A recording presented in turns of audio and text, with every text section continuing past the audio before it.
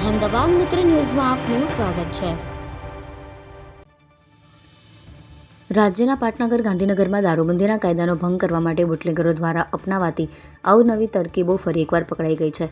Gandhinagar local crime બ્રાન્ચે Adalaj canal નજીકથી pickup ડાલામાં લસણ જેવા જીવનજરૂરી માલસામાન યાર્ડમાં ગેરકાયદેસર રીતે લાવવામાં આવેલો વિદેશી દારૂનો મોટો જથ્થો સહિત કુલ 12.25 લાખનો મુદ્દામાલ જપ્ત કરી 2 ઇસમોની ધરપકડ ઝડપી વધુ તપાસ હાથ ધરી છે।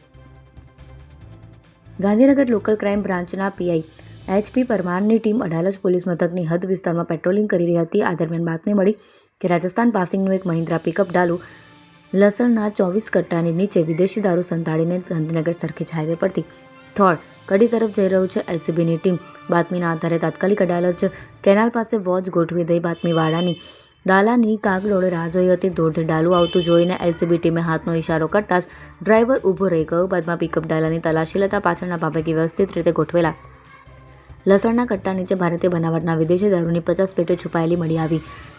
જેની ગણતરી કરતા for sale in Rajasthan only લખેલ દારૂની 2880 બોટલ હોવાનું સામે આવ્યું। પોલીસે ડ્રાઈવર રાહુલ રમેશચંદ્ર સોલંકી અને ક્લીનર કુલદીપ શિવજી વ્યાસ બંનેની ધરપકડ કરી પૂછતાછ કરી ઝડપાયેલા આરોપીઓએ કબૂલાત કરી હતી કે આ દારૂનો જથ્થો તેમના રાજસ્થાની શેઠ અનિલ રમેશચંદ્ર પ્રજાપતિએ ભરી આપ્યો હતો। આ દારૂનો જથ્થો થોળ નજીક પહોંચીને શેઠે આપેલા નંબર ઉપર ફોન કરવાથી એક ઇસમ ડિલિવરી રહેવા આવવાનો હતો।